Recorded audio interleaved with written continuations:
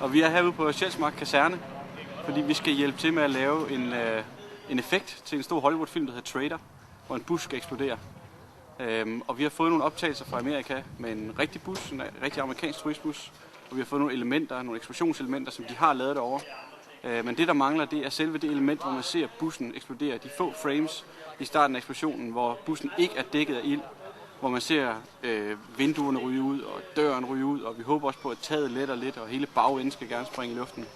Efter det er sket, så vil resten af eksplosionen blive dækket af ild, og det er nogle elementer, som amerikanerne har leveret.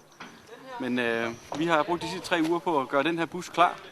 Fået den købt fra Riva, som var søde nok til at sende os en gammel bus uden motor i.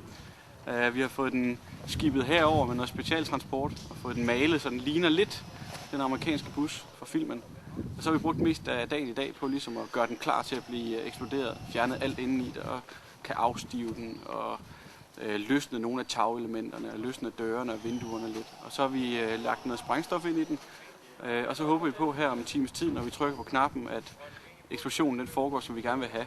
Og fra starten af bussen ned mod bagenden, så det udvikler sig sådan, som historien beskriver, at det skal.